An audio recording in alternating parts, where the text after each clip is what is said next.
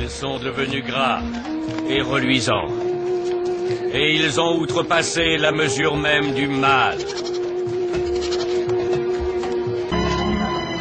Ils ne respectent pas davantage le droit des orphelins et n'éprouvent pas de pitié. Ils n'ont pas non plus rendu justice aux indigents. Ne devrais-je pas les sanctionner? Jérémie, j'ai placé mes paroles en ta bouche.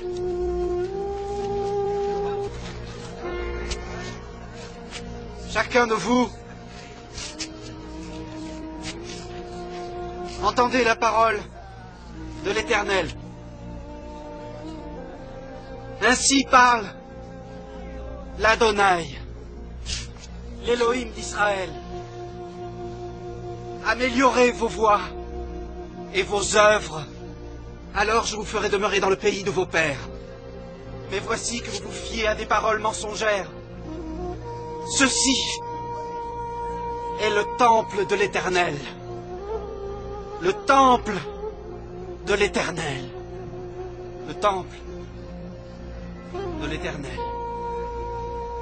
Mais si vous avez un vrai souci de justice avec votre prochain, si vous n'opprimez pas l'étranger, et si vous ne versez pas le sang innocent, je vous laisserai rester ici en paix, sur cette terre que j'ai donnée à vos pères depuis toujours et pour toujours.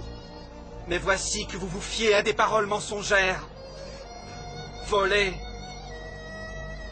tuer, commettre l'adultère, parjurer, encenser Baal, suivre d'autres Elohim que vous n'avez pas connus, et ensuite venir et vous présenter devant moi, dans cette demeure sur laquelle mon nom est marqué, et dire « Nous voilà en sécurité !»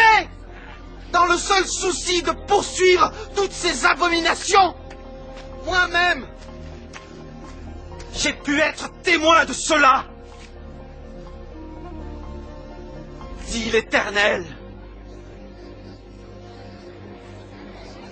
Il a prophétisé. Arrêtez de vous demander que fera ce pays-là pour nous. Le pays n'a plus les moyens. Le pays a perdu toute ressource. Le pays n'a plus de cerveau. Mais seulement posez-vous la question de savoir qu'allez-vous faire de ce pays? Qu'est-ce que vous pouvez apporter à votre chère patrie, votre chère nation? Posez-vous cette question-là. Comme vous pouvez vous poser la même question en disant: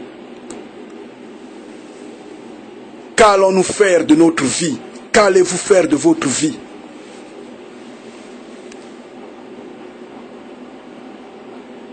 Alors à ce moment-là, vous allez vous en rendre compte qu'il y a quelqu'un dans les cieux qui vous aime. Et c'est pourquoi je dis, à toute question revient le point repentance. La repentance.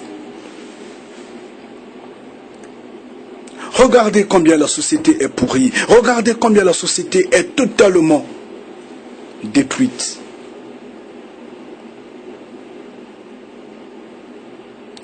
Le docteur,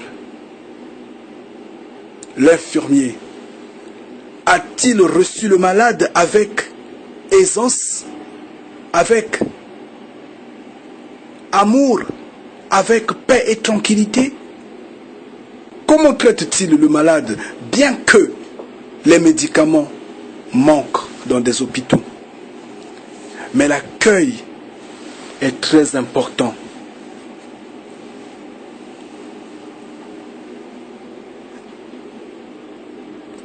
Ça joue de beaucoup. Regardez par exemple l'infirmière. Et vous, l'infirmière, vous êtes avant tout une femme. Vous êtes une mère, une sœur. Et la femme, c'est la tendresse. La femme, c'est la tranquillité. La femme, c'est l'amour. La femme, c'est la douceur. La femme, c'est la beauté. Mais est-ce que vous, ma sœur infirmière, est-ce que vraiment vous avez reçu le malade avec tranquillité, avec joie, avec amour? Souvenez-vous du premier jour que vous avez eu le boulot. Quand vous avez prêté votre sermon d'Hippocrate. Souvenez-vous de ce premier jour, quand vous êtes parti, quand le premier malade est venu devant vos yeux. Vous étiez tendre, vous aviez eu envie vraiment de servir, de le traiter comme il se doit. Mais pourquoi c'est dès maintenant vous avez changé? Pourquoi vous avez changé? Frères, sœurs et sœurs, je le dis en vérité, sans repentance, rien ne va marcher dans ce pays. Sans repentance, rien ne va marcher sur cette terre, j'insiste. Parce que la confusion est là. Oui, Yahweh a mis la confusion au milieu des hommes. Mais ça, c'est un appel que je vous lance. Repentez-vous au nom de Yahweh pour que les choses marchent dans vos vies, pour que les choses marchent dans ce pays, pour qu'il y ait la paix. Nombreux pensent que la paix est dans les mains de l'armée. La paix est dans les mains d'un groupe d'hommes, d'une tribu ou d'une race donnée. Non, ce ne sont que des rêves. Ce n'est que de l'illusion.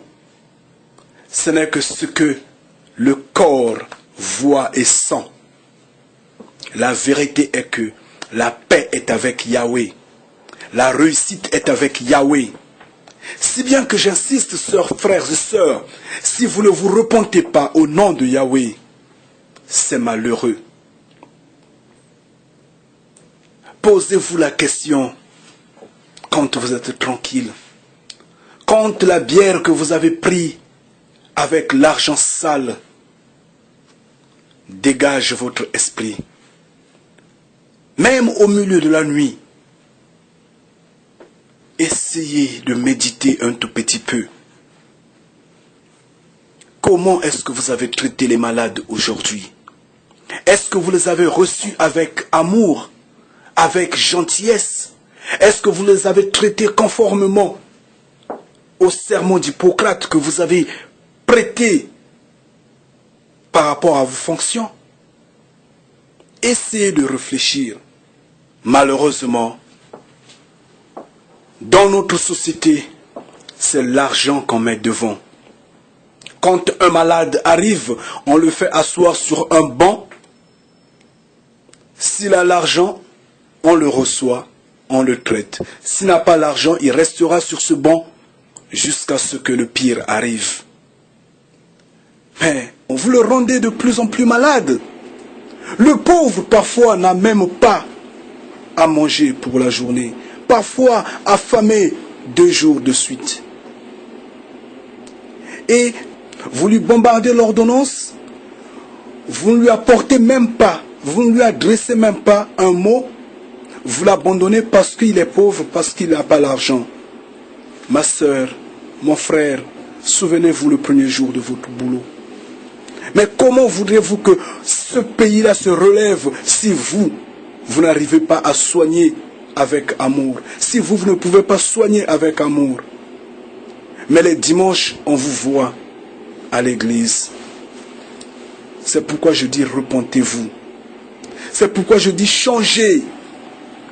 Tant que vous ne vous repentez pas, ça ne va pas changer. Mais souvenez-vous qu'il n'y a pas de médicaments dans des hôpitaux. Il n'y a pas de médicaments dans ces pharmacies-là. Et quelque part où on peut trouver les médicaments, c'est très cher.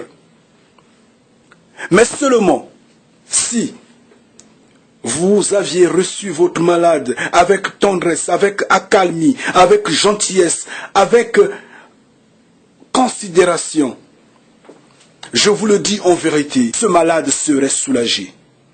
Que ce malade serait moralement rétabli. Médicament ou pas, votre accueil. Essayez de réfléchir, chers frères et sœurs. Repentez-vous. Oui, je le dis en vérité. Là, nous sommes devant la santé. Mais si on se déplace d'un pas, on bouge notre aiguille d'un pas, qu'on s'arrête au niveau de la sécurité, on voit la police, on voit l'armée, on se retrouve avec le même problème. Chers frères et sœurs, vous qui êtes dans la police, vous qui êtes dans l'armée, qu'est-ce que vous faites à vos voisins? Qu'est-ce que vous faites à vos citoyens? Vous qui êtes sujets de protection, soi-disant protecteurs, soi-disant que vous êtes là pour veiller sur les civils, qu'est-ce que vous faites à ces civils-là? Alors quand vous vous dites au-dessus de la loi, il faudra les rançonner, il faudra les abuser. Votre souhait serait un état de guerre, là où tout est permis. Non, chers frères et sœurs, réfléchissez. Le policier, vous êtes honorable. Mais pourquoi vous vous laissez être corrompu? Pourquoi vous brutalisez vos frères et sœurs? Ce sont vos frères. Travaillez dignement. Vous levez la main sur des innocents. Vous tapez, vous marchez dessus. Quand vous arrêtez une femme, dans l'obscurité, c'est le viol. Quand vous arrêtez un homme, ce sont des matraques. Réfléchissez. Est-ce que c'est cela votre boulot? Est-ce que c'est cela la déontologie de votre boulot? Essayez de réfléchir. Chers frères et sœurs, repentez-vous. Et quand le policier va se repentir, le policier n'agira plus ainsi, le policier ne sera plus sujet de corruption, le policier ne sera plus sujet de brutalité, le policier, à ce moment-là, la nation sera bénie. À ce moment-là, l'éveil sera là. Oui. On voit bien avec le douanier, la douane. Mais vous êtes là, chers frères et sœurs douaniers, à veiller de telle sorte que les frontières soient sécurisées, de telle sorte que les stupéfiants, tout ce qui est objet bizarre ou nocif, ou je ne sais pas comment le dire, que ça ne rentre pas dans le pays. Mais les douaniers, nos frères et sœurs, ce n'est pas ce qu'ils font. Malheureusement, eux, le problème, nuire à leurs propres frères et sœurs. Faites le travail selon les normes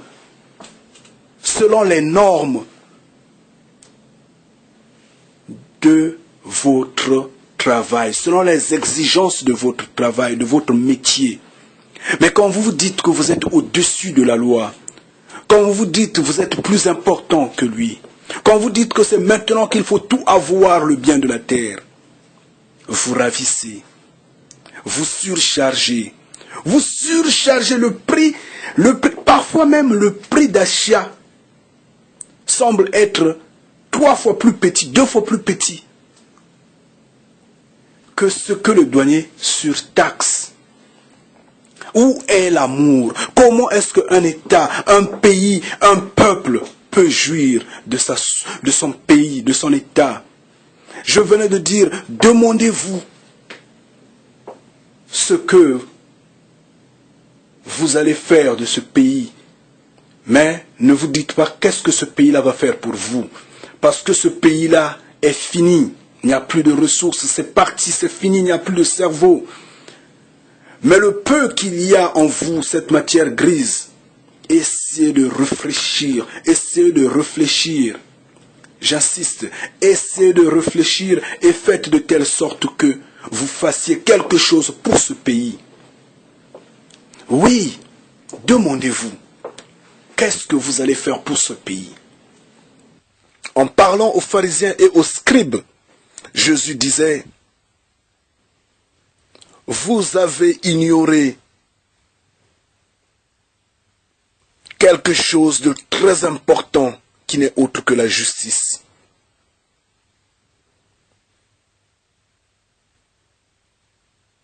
Parce que ces hommes-là se vantaient dans des lieux publics. Ces hommes-là aimaient les salutations dans des lieux publics. Ces hommes-là trompaient et ignoraient le droit fondamental. Se disaient parfaits, justes, mais ils ignoraient la justice. Et qu'est-ce que nous pouvons dire de nos juges? Qu'est-ce que nous pouvons dire de nos avocats? Qu'est-ce que nous pouvons dire de notre système judiciaire aujourd'hui? Chers frères et sœurs, je vous en prie, vous qui avez étudié ce droit-là, vous qui êtes là pour défendre l'innocent, le coupable, votre conscience ne vous dit-elle pas quelque chose de différent de ce que vous faites? Est-ce que vraiment vous allez dire que votre justice est indépendante? Est-ce que vous avez été vraiment juste alors que sous les mains, dans l'obscurité, se passent des enveloppes pour que celui qui semble être juste, innocent, soit condamné au détriment du fautif qui se dit riche? Revenez à Yahweh, soyez juste, changez. Et cette mentalité, c'est l'Église qui vous l'a inculquée. La corruption est passée, la corruption est venue de la religion, j'insiste. Parce que le diable a envahi cet endroit. Oui, parce que la religion est sortie dans le monde en faisant la fornication avec le monde. Et ces avocats, ces hommes de droit, se laissant aller dans les mains des féticheurs, se laissant aller dans les mains des gourous, se laissant aller dans ces sectes, se laissant aller dans ces églises sans moralité. Je vous interpelle, frères, chers et sœurs, repentez-vous. Quand vous proclamerez un jugement juste, équitable, honnête, ce jour-là, l'obscurité s'en ira de cette société. Et l'éveil, la lumière, la paix, la joie sera au milieu de vous. Et en ce jour, vous-même juge, vous-même avocat, vous serez juste.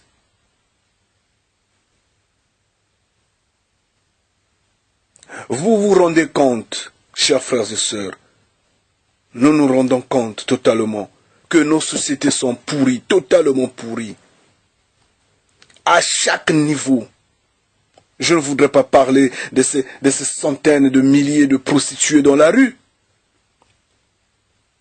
Encouragés par le système administratif, encouragés par le système politique.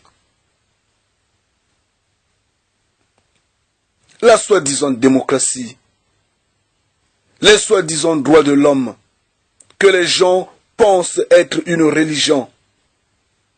C'est malheureux. Regardez combien les sociétés sont pourries. Vous connaissez vous-même ce que nous vivons. Tout ce qui est contre nature, allant dans le sens opposé de ce que Yahweh avait condamné, de ce que Yahweh nous avait demandé de ne pas faire. Ces interdictions, nous les avons bafouées. Mais comment voudrions-nous un pardon de la part des cieux? Comment? Repentez-vous, j'insiste, je le dis en vérité, je crie haut, repentez-vous.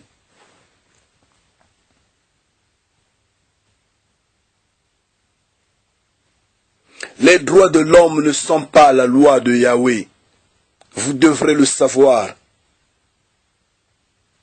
N'en prenez pas les droits de l'homme comme appui sur la justice. Non. Yahweh a établi la justice. Suivez ces lois et vous serez propre, vous serez juste. Si, je dis j'insiste, on bouge encore d'un pas, on monte au niveau de ces hommes qui se disent démocrates, ces hommes politiques qui se disent démocrates, ceux-là qui, il suffit qu'une date soit fixée sur les élections, comme ils savent que on doit protéger des intérêts donnés, ces hommes-là, dans la ville, partout, on les voit. Venez me voter, venez me voter. Oui, c'est bien, on va vous voter, cher honorable. On va vous voter, excellence. On va vous voter, monsieur X, Y, Z. Vous allez devenir député, sénateur. Vous allez devenir président de la République. Oui, c'est bien. Mais la Bible dit ceci, que toute autorité vient des cieux. L'autorité vient de Yahweh. Toute autorité vient de Yahweh, vient des cieux. Et quand l'autorité vient des cieux, quand l'autorité Yahweh en donne,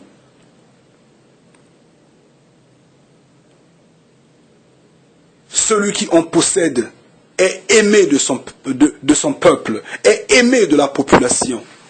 Celui qui en possède est honoré sur tout son chemin. Mais de nos jours, qu'est-ce qu'on remarque? Ces hommes d'État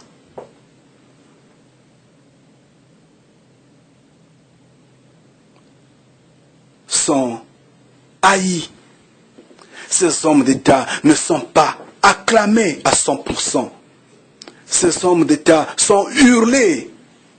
On jette la tomate dessus, on jette la salade dessus. Sur quelle voie ils passent? Où est-ce qu'ils sont? On les fouille. Il n'y a qu'un clan, il n'y a qu'un petit groupe d'hommes qui les acclament. Alors, chers frères et sœurs, vous qui êtes dans cette politique-là, vous qui vous dites démocrates, essayez de réfléchir. Je vous ramène toujours à l'orée de la journée. Je vous emmène au milieu de la nuit. Réfléchissez, essayez de méditer. Maintenant que la lumière est devant vous, je vous appelle à vous repentir. Aimez votre peuple.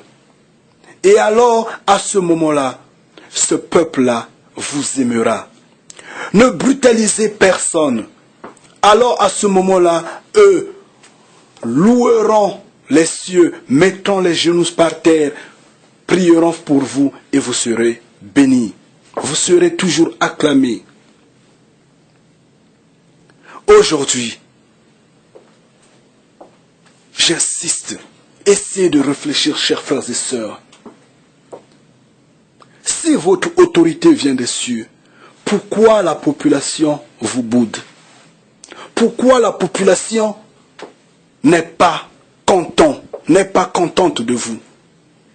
Essayez de réfléchir, alors repentez-vous. Essayez de réfléchir, alors cherchez le visage de Yahweh. Parce que, avec Yahweh, seulement lui, seul, fera que votre pouvoir soit assis dans les esprits de la population.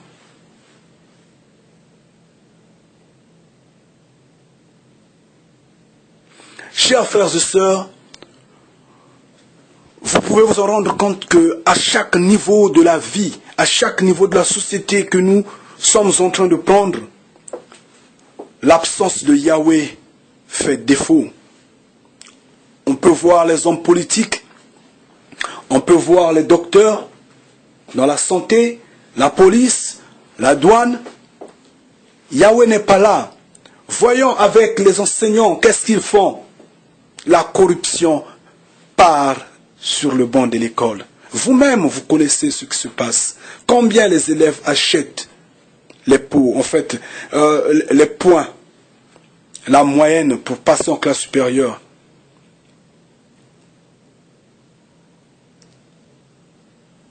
Ils payent les pots de vin. Pour gagner quoi?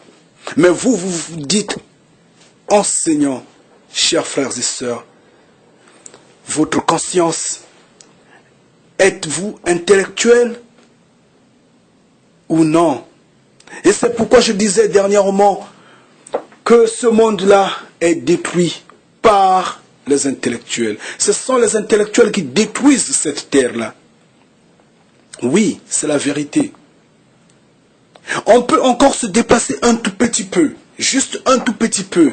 On s'arrête finalement au niveau des hommes d'église. Eux, ils se disent déjà repentis, ils se disent parfaits, ils se disent qu'ils traitent avec Dieu.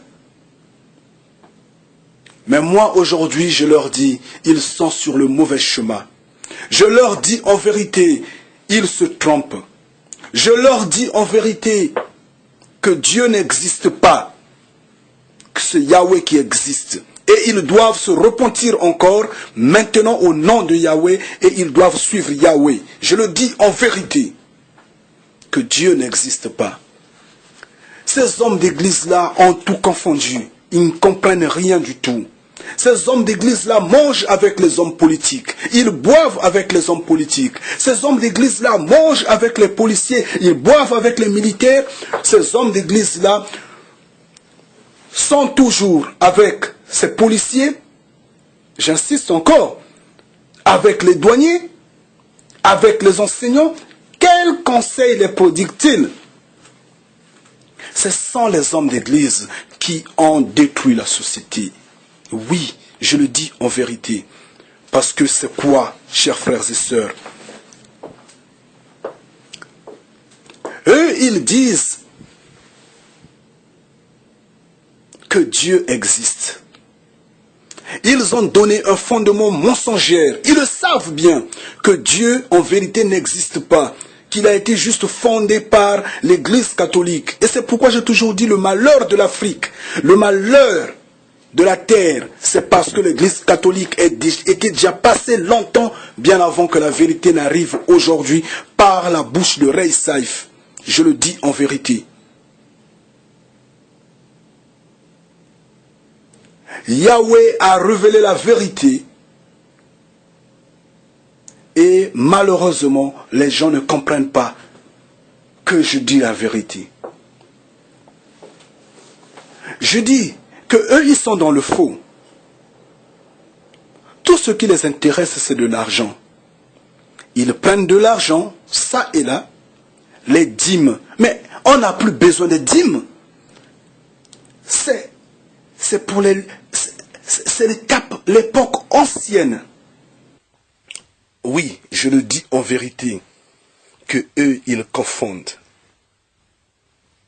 Oui, ils ont confondu que les dîmes sont lévitiques. Et c'est bizarre que ce qui est lévitique devienne chrétien. Ça ne se passe jamais ainsi. Même au temps des apôtres, quand les gens donnaient des dons pour bâtir des communautés religieuses fortes, ça ne se passait pas ainsi. Les gens donnaient les dons, tout ce qui était leur propriété, leurs biens. Et la communauté tout entière réjouissait de ces biens, à part égale.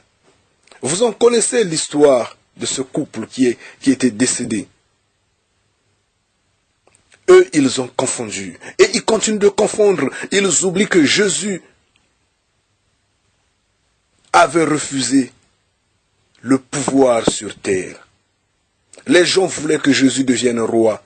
Il avait répondu, « Mon royaume n'est pas de cette terre-là. Il vient, mais il n'est pas de cette terre-là. »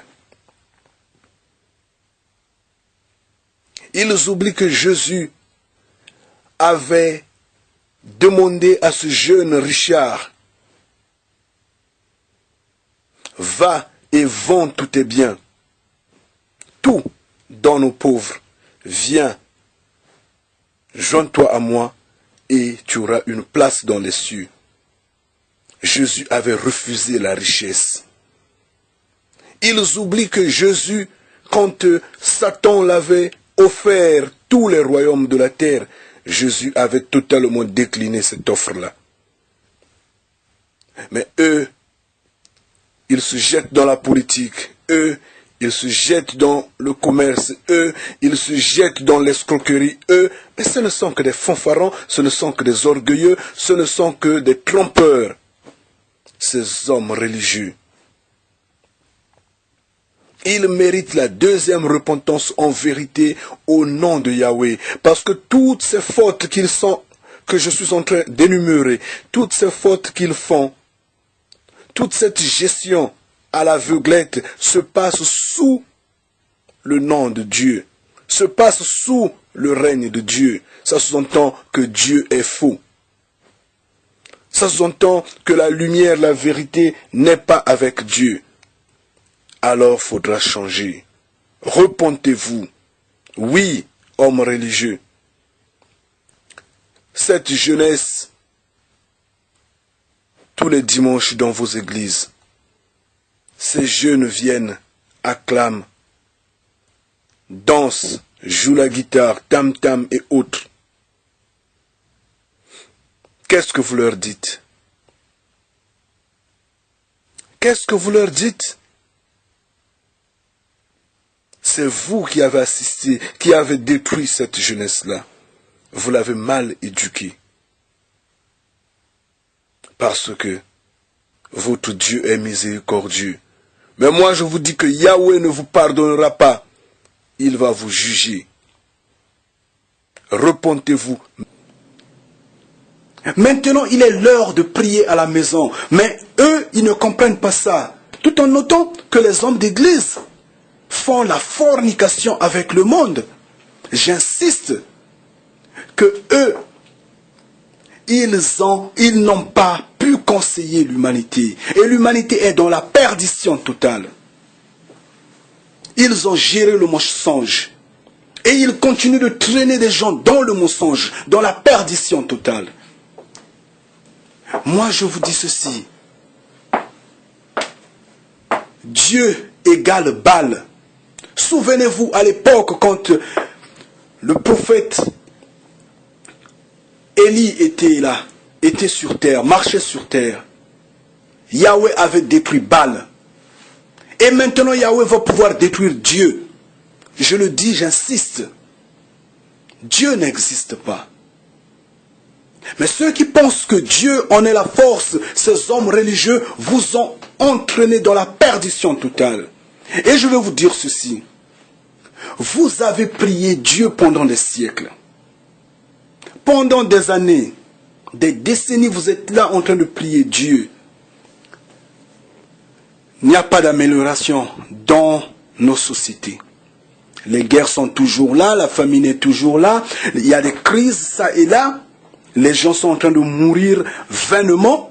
Les difficultés ne font que s'endurcir. Moi, je vous mets à défi. Je vous demande, faites cette expérience-là. Vous, les hommes religieux, mettez Dieu à côté. Priez Yahweh maintenant. Et vous allez l'expérimenter au bout d'une année. Je vous le dis, priez Yahweh en vérité. Au bout d'une année, toutes ces douleurs-là vont passer. C'est avec Dieu que la corruption est là. C'est avec Dieu que ces hommes politiques-là, malheureusement, vous ne les laissez pas prier en vérité. Vous les laissez aller chez les féticheurs. Vous les laissez marcher dans des sectes. Vous les laissez aller de gauche à droite dans des croyances vaines. Vous oubliez que Yahweh est vivant, il est dans les cieux. Oui, c'est vous les hommes religieux.